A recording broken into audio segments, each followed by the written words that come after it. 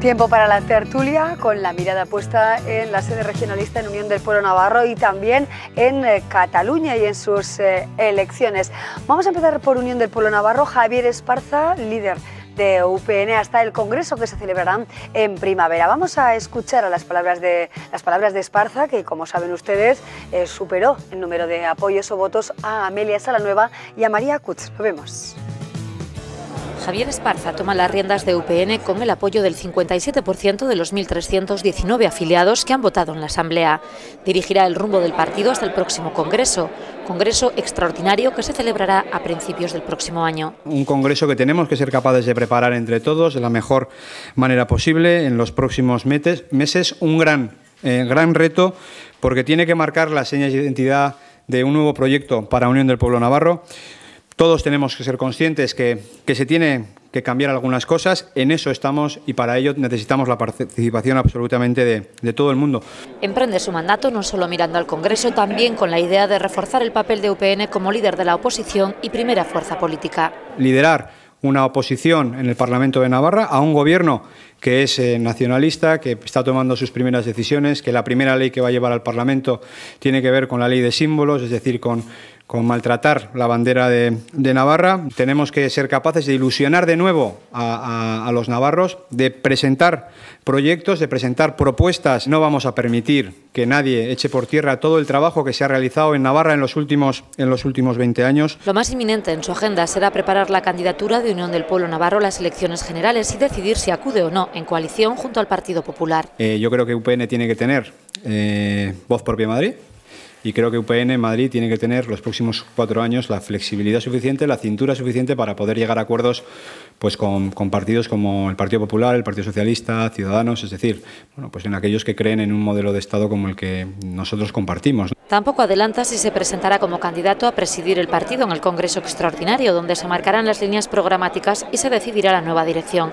Hasta entonces, Esparza estará rodeado del equipo directivo de Barcina. Tiende la mano a todos, también a sus oponentes Salanueva y Cutts. Tender la mano y eso es lo que voy a hacer.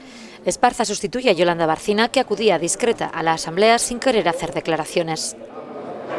Bueno, ahí tenemos lo sucedido en esa asamblea de Unión del Pueblo Navarro, que se celebraba ayer con la votación de más de 1000 afiliados regionalistas. Lo analizamos en nuestra tertulia con Miguel Izu. ¿Qué tal, Miguel? Buenas tardes. Hola, buenas tardes. Hoy se incorpora también a nuestra tertulia Javier Marcotegui, un histórico de Unión del Pueblo Navarro, ¿verdad? Con tanta trayectoria entre los regionalistas. ¿Qué tal? Eso es un poco peligroso porque quiere decir que soy viejo. No, con gran trayectoria, he dicho, ¿eh? No, lo de histórico, digo. Bueno, histórico no es cuestión de edad, sino de experiencia, ¿no? Sí, es cierto. Gracias, Javier. Y con nosotros también Elena Berruezo. ¿Qué tal, Elena? Bienvenida. Arratsaldeon, buenas tardes, bien hallados. Uh-huh. Saludos, los primeros después del verano, ¿no? Ajá, no habíais coincidido de momento en el programa, ¿verdad? No, Bueno, pues ya estamos totalmente metidos, como se suele decir, en la arena política, así que hoy nos fijamos en Unión del Pueblo Navarro en primer lugar. ¿Qué valoración tienes, Miguel, de lo sucedido hasta el momento, tras esa decisión de Yolanda Barcina de dejar la dirección de UPN, con 3 nombres en liza en esta asamblea, como eran Cutts, Salanueva y Esparza, y finalmente se puede decir que UPN ha dado una segunda oportunidad al candidato Esparza? Hombre, pues eso parece. Bueno, yo así desde la distancia, pues tampoco me conozco las interioridades de UPN, pues me da la impresión de que hay una apuesta por, digamos, mantener la misma trayectoria, ¿no? Porque se elige pues al que ha sido candidato en las últimas elecciones, ha sido uno de los miembros del último gobierno de UPN, y en ese sentido, bueno, pues parece que a la renovación se le pone un límite, ¿no? Es cierto, los 3 candidatos pues han hecho un discurso muy parecido, supongo que tendrán sus matices, yo no los he visto porque todos decían que había que renovar. Evidentemente es obligado decir eso cuando se han perdido unas elecciones, cuando se ha perdido un gobierno, aunque sea como lista más votada, pero al final pues eso es perder unas elecciones. Entonces pues hay que renovar. Los 3 candidatos decían que había que renovar, pero manteniendo los principios de toda la vida de UPN. Bueno, pues yo mucha diferencia todavía no he visto. Bueno, pues habrá que ver, ¿no? Ahora el nuevo presidente si va a mantener la misma trayectoria o si va a introducir cambios en UPN, eso ya lo veremos. Sí, en primer lugar, y con esta decisión tomada por los afiliados de Unión del Pueblo Navarro, ¿qué valoración, Javier, se puede hacer ya desde el inicio, ¿no?, de esos 3 candidatos y ya con el resultado y ese 57% de apoyos que ha logrado Javier Esparza? Bueno, lo que sucedió el domingo es algo positivo. Yo he venido reclamándolo desde hace ya más de un año. La necesidad de, como dice un amigo mío, José Antonio Gallarra, de remover la salsa en UPN. Yo creo que en UPN se había acomodado excesivamente en los últimos tiempos y quizá por eso ha perdido el gobierno, por esa acomodación. Y eso se veía venir, el ciudadano lo ha ido demandando cada vez con más fuerza y sin embargo no se ha sabido reaccionar. Bueno, pues el domingo, por primera vez, lo que se tenía que haber hecho en el septiembre del año pasado, cuando se tenía que decidir cuál era el candidato a las elecciones regionales, pues se hizo. Y ahora tenemos un candidato elegido por los afiliados que quisieron hacerse presentes en la Asamblea y votar. Pero ahí no ha acabado. Eso no es más que el primer round de un combate político muy importante y trascendente. El segundo round y definitivo será en el Congreso Regional, claro, que espero que este nuevo presidente... Que esto ya supone una renovación total en la dirección de UPN, ¿no? Sí, pero total. Quiero decir que si, como me ha parecido sospechar en las palabras de Miguel, pues las cosas se continúan más o menos, UPN se volverá a equivocar. Tiene que hacer con valentía una revolución total y buscar nuevos líderes, porque el 50% de la población, bueno, casi el 50% de la población llegaron a votar a UPN en un momento determinado. Luego hay un interés social por canalizar el interés político hacia vez de UPN, entonces UPN tiene que saber explotar, aglutinar, canalizar eso. Y entonces ahí están sus líderes, hay que descubrirlos. Elena, ¿qué opinión te merece, ¿no? También, bueno, conocemos la trayectoria de Amelia Salanueva, de María Cutts, que en este caso no han recibido el total apoyo de los afiliados regionalistas, y Javier Esparza es quien lidera este proyecto, claro, de una forma provisional, es decir, hasta primavera del año que viene, ¿no? Hasta la primavera, que será el Congreso, cuando ya sea, pues quizá la renovación total, si finalmente sucede así, ¿no? Sí, bueno, yo creo hablar desde de un partido, de sus interioridades y de sus posturas, posiciones y tal, que pertenecen al debate interno, pues a los que no somos del mismo partido nos resulta bastante complicado hacer valoraciones. ¿Qué supone, no, para Navarra el hecho de que ya UPN tiene un líder ahora mismo? Y yo conozco a María y a Amelia más que a Javier, políticamente hablando, porque he compartido con ellos trabajo institucional, con ellas, no con Esparza. Pero sí que es cierto, yo ahí comparto algo con Miguel y me parece que Javier ahí no creo que estás tan despistado como nos has querido decir. Es cierto que no puede ser... Yolanda Barcina en esta última legislatura y junto con su gobierno, al que ha pertenecido Javier, a su dirección y a su gobierno, han sido el problema. Y ahora que Javier sea la solución, es como a los que estamos fuera no lo acabamos de entender. Y mucho menos... que van a pasar casi un año antes de hacer un congreso. Luego van a seguir con las políticas anteriores, supuestamente, claro, porque no creo que ahí vaya a haber ningún cambio. Y además hay 2 retos de los que tampoco hemos oído, o hemos leído, o hemos escuchado que hayan hablado, porque creo que no se ha hecho más que elegir la persona en una asamblea, no hay congreso ni ordinario ni extraordinario. El primer reto importante es, ¿va a ir UPN otra vez en coalición a las generales que están a la vuelta de la esquina, igual hoy más pronto que ayer? Sí, ¿no? bueno, esa es más una pregunta cercana, que formulamos. Y después, evidentemente, las políticas en la oposición, ¿de qué nivel van a ser? De echarse al monte, de romper con todo lo posible, lo que se pueda romper, o de colaborar para que los ciudadanos tengamos lo mejor de lo que nos merecemos. Y claro, esa será una ¿no? decisión que tiene que adoptar Esparza, ¿no? Si va de la mano del Partido Popular, si va con marca propia de Unión del Pueblo Navarro, con voz propia a Madrid, o ese posible pacto con Ciudadanos. En ese escenario, ¿cómo lo veis, no? La posibilidad de que UPN vaya o no con el Partido Popular, ¿le beneficia o no? ¿Fue una decisión acertada o no en su día? ¿Cómo lo ves, Miguel? Hombre, en principio las elecciones generales a lo que deberían llevar a todos los partidos a intentar pues alianzas lo más amplias posibles. Lo digo simplemente porque el sistema electoral penaliza mucho a los partidos pequeños y no muy pequeños, o sea, ya el tercero... De ahí ese casi 50% sí. Del que hablaba antes. Bueno, Javier ahí ha exagerado porque ha dicho el 50% de la población. 50, sí. Una vez llegó casi de los votos válidos emitidos, que es una pequeña parte de la población. Sí, bueno, sí. Entonces, como decía, el sistema electoral... Qué listo es Miguel. El sistema electoral que tenemos ya penaliza mucho al tercer, al cuarto, al quinto partido, ¿no? Porque está pensado más bien para favorecer a los dos partidos más grandes, ¿no? Entonces, bueno, pues simplemente con la calculadora en la mano parece que hay un aliciente para que UPN y PP vayan juntos, ¿no? Porque ir por separado en estos tiempos pues lo tiene complicado. Ahora, yo no sé qué harán, evidentemente han ido otras veces, yo creo que tienen suficientes cosas en común en sus programas para ir otra vez. Ahora, me ha sorprendido eso de que he leído hoy en la prensa, de que no se cierra la puerta a pactar con Ciudadanos. Hombre, ahora parece que Ciudadanos es el partido al alza, no hay más que ver los resultados que ha tenido en Cataluña. Sí. Pero bueno, un partido que se ha presentado siempre como el máximo defensor de la foralidad de Navarra, como UPN, con un partido como Ciudadanos, que una de sus señas de identidad precisamente es criticar el régimen foral, pues la verdad... no sé en qué se van a poner de acuerdo. Javier, se puede comprender, bueno, esta posible alianza con Ciudadanos, a pesar de que Ciudadanos tenga ese discurso, ¿no?, relativo a Navarra y a la especificidad de Navarra. ¿Cómo se podría entender esto? A mí me sorprende, francamente. Quizá obedezca a querer tomar el viento, llenar la vela con el mayor viento más favorable, y parece que Ciudadanos en este momento pues puede ser muy favorable. Pero claro, no olvidemos que el Partido Popular es un partido muy importante a nivel nacional, puede apuntar a una situación un poco más baja que lo que tuvo en las últimas elecciones generales, pero seguirá siendo, junto con el Partido Socialista, el partido que está llamado a solo o con alianzas que correspondan a formar gobierno. Y UPN es un partido muy grande a nivel regional, pero muy pequeño a nivel nacional. Y, por tanto, en unas elecciones generales lo que tiene que hacer es tratar de aglutinar, buscar sinergias con partidos grandes, ¿sí o no?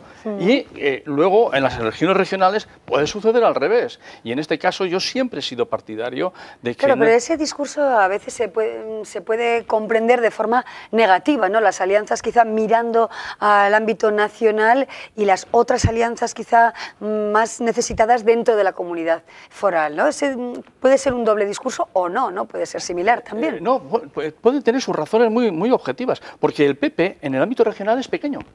Es débil. O sea, lo que UPN en el regional es grande, el PP es pequeño y viceversa en las elecciones regionales. Y por tanto, una colaboración entre ambos grupos, bien formulada, como la que se formuló en el año 91, de que el PP desaparecía en el ámbito regional, pues puede ser muy interesante. Porque entonces en lo regional aparece claramente UPN con su proyecto político y en el ámbito nacional aparece el Partido Popular y UPN integrado en él, aprovechándose de la fuerza de ese partido nacional. Me gustaría que escucháramos a la presidenta del Gobierno, Uxue Barkos, que hoy se ha referido precisamente al hecho de que Javier Esparza, ya conozcamos esa noticia, el hecho de que ya UPN tenga una dirección clara con Esparza a la cabeza. Escuchamos a Uxue Barkos. Yo creo que es beneficioso para el conjunto de la comunidad y para la sociedad navarra el que el partido con mayor representación en el Parlamento de Navarra haya ordenado, por decir de alguna manera, su representación institucional. ¿Qué entendemos de las palabras de Uxue Barkos? ¿Una valoración del hecho en sí o encontramos, pues también una valoración política más allá, Elena? Bueno, yo creo que lo que ha dicho y algo más. Yo sí, no hace muchos días que yo comenté que había hecho un guiño muy específico a UPN, la presidenta, en una entrevista que le hicieron en esta casa, precisamente. Sí, sí. Yo así lo entendí y no me parece ni bien ni mal. La política, y sobre todo, ya que no hay pactos ni acuerdos en lo que debiera haber en otros sitios, en otros ámbitos, pues la política de pactos donde no hay mayorías ni se han configurado, porque yo recuerde nunca, pues evidentemente no deja de ser sorprendente. Quiero decir, favorablemente el que haya por lo menos voluntad de acuerdos y de negociar. Ciertos consensos entre Geroa y Unión del Pueblo Navarro. Y también quería apuntar a lo que comentabas, Javier. Yo no sé si he leído o he estado escuchando en alguna emisora de radio, que Esparza también hablaba de no solo de acordar con Ciudadanos, sino con más partidos, aunque creo que no ha especificado quiénes. Y que si van con el PP, ha venido a decir, por eso es que ahí hay muchas dudas, a lo mejor es que tampoco se han aclarado mucho con lo que van a hacer a futuro, pero que allí se sienten muy atados en el Congreso de los Diputados y no pueden acordar con nadie más que con el PP si van así. Ha venido a decir algo Vemos así, un cambio de rumbo en ese sentido, Miguel. Hombre, yo creo que no. Vamos, lo que ha dicho la presidenta pues es lógico, o sea, siempre es mejor saber con quién hay que hablar en otro partido. Lo peor es no saber con quién tienes que hablar, ¿no? Que sea solo para no ponerte de acuerdo, ¿no? No creo que haya grandes acuerdos entre Geroa y UPN ni entre el gobierno no, acuerdos y UPN. Aún no hay, pero podrá haber, A lo mejor se trata de yo eso. creo que simplemente se reducirán a lo que ya ha sido tradicional. Tenemos ahí un tema importante que es el convenio económico por renegociar. Eso tradicionalmente se ha intentado llevar con el máximo consenso en Navarra, y tiene que ser así porque, en fin, hay que ir a negociar a Madrid y eso luego tiene que tener también una mayoría en las Cortes Generales, ¿no? Con lo cual, en fin, si no estamos de acuerdo aquí, pues difícilmente luego va a haber una mayoría para aprobar, ¿no? Yo me imagino que por ahí sí puede haber acuerdos, pero ya digo, en unos temas donde normalmente ha habido acuerdo, ¿no? Yo creo que ya en lo que es más política cotidiana, donde ya los programas de cada partido o de cada bloque, digamos, pues van a estar en primer lugar, yo dudo que vaya a haber muchos acuerdos, ¿no? Salvo puntualmente, pero vamos, no creo que sea un cambio de rumbo, sino que hay una mayoría en el Parlamento y hay una oposición liderada por UPN, y yo creo que ese va a ser el juego normal de la legislatura, gobierno y oposición, y ponerse de acuerdo, pero digo, en poquitas cosas, en alguna importante como el convenio. Convenio económico sería quizá uno de los puntales para el acuerdo. A Elena, UPN nunca ha tenido vocación de echarse al monte. Yo creo que ha sido un partido que ha tratado de buscar el interés del ciudadano. Ahora, eso sí, como ahora se dice, es el lugar común de las líneas rojas, ¿no? Sí.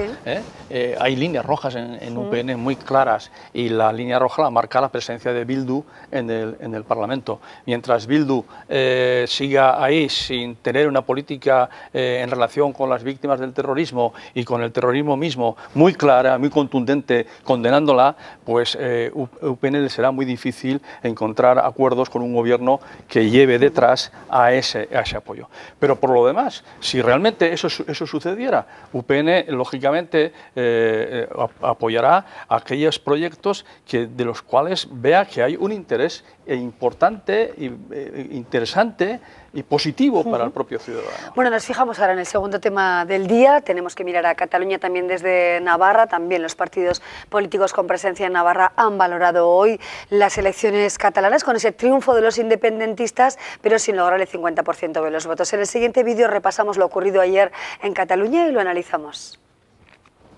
Diferentes valoraciones por parte del cuatripartito sobre los resultados catalanes. Para EH Bildu se trata de unos comicios históricos en los que ha salido reforzado el camino hacia la independencia. Yo creo que la evolución del voto independentista, la evolución de ese anhelo de independencia, de ese anhelo de separarse del Estado español, es lo importante y es lo que se fue refrendado ayer. Geroa Bai marca distancias entre Navarra y Cataluña, pero habla de reforzar el autogobierno. Desde el Gobierno del Cambio y desde Geroa Bai vamos a seguir apoyando la vía de la reivindicación de los derechos históricos, tal y como está reconocido en la Constitución española.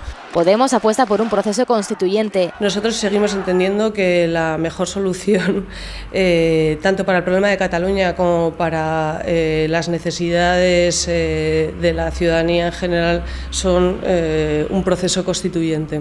Izquierda Esquerra pide diálogo entre el Estado y Cataluña.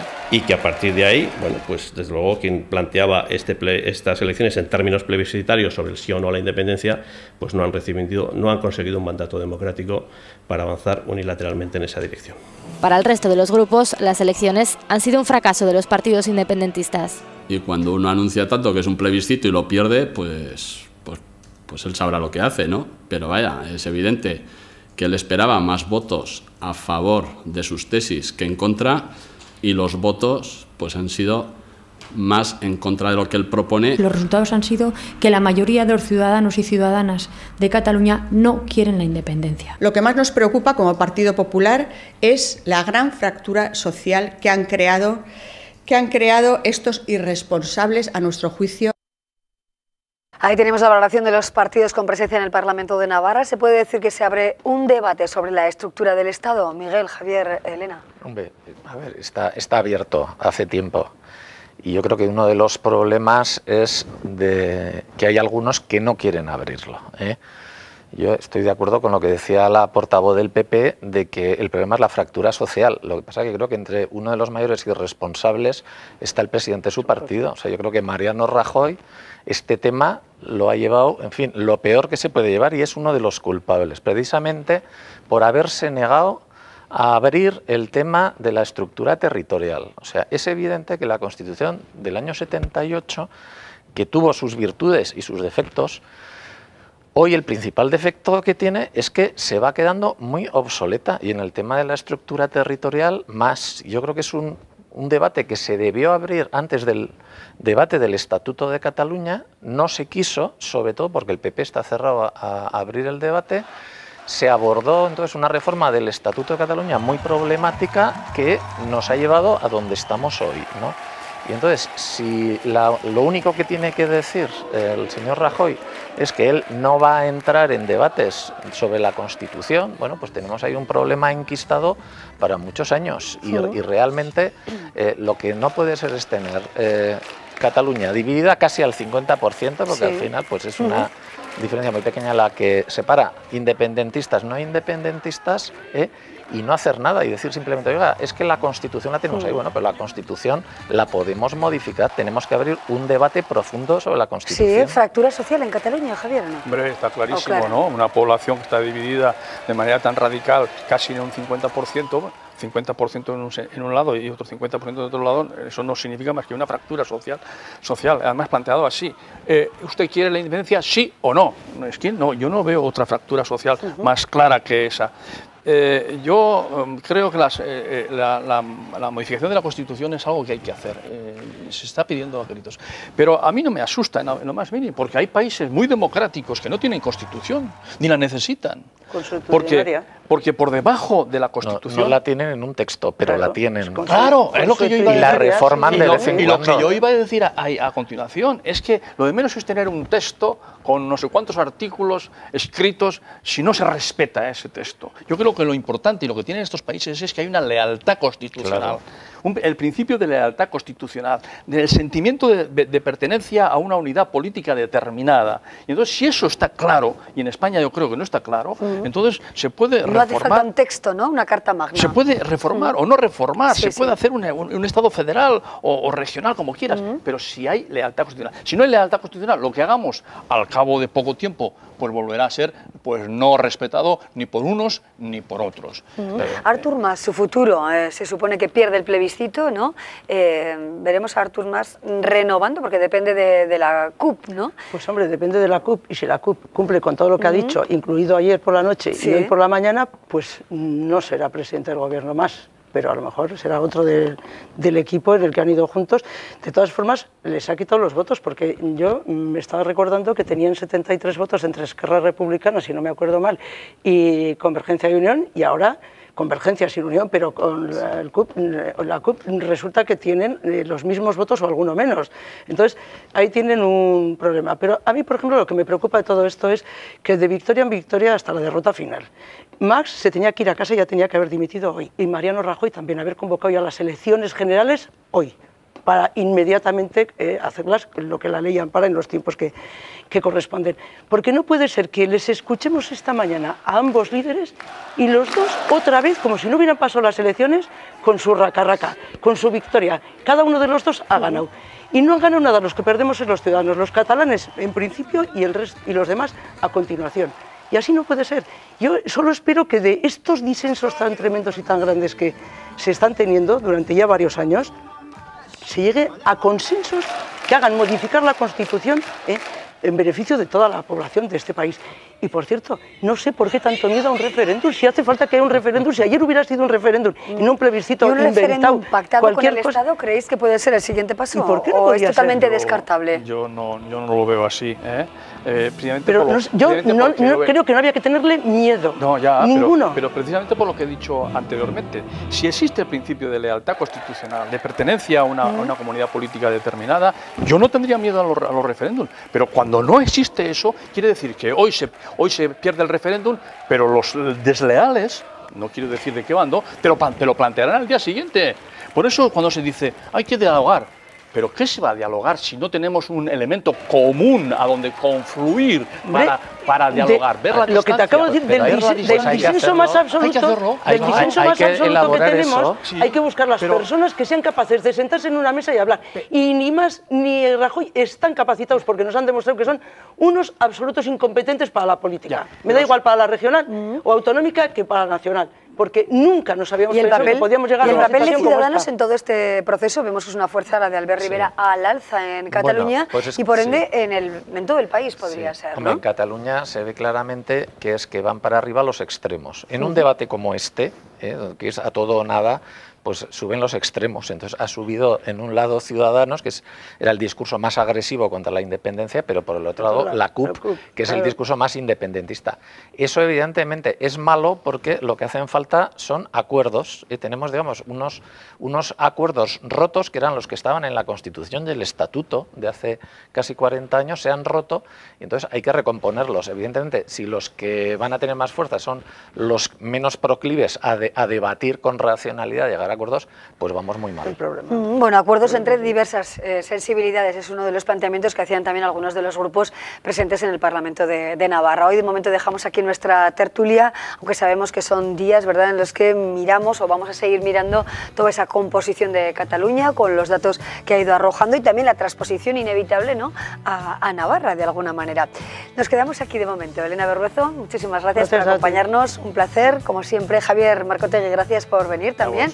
Esperemos seguir en contacto, ¿verdad? Espero que me llaméis. Gracias, por supuesto. Y Miguel Izu, muchísimas gracias también por todos los análisis. Nosotros vamos a hacer ahora una breve pausa, dejamos la política y centraremos nuestra mirada en otros asuntos de la actualidad del día.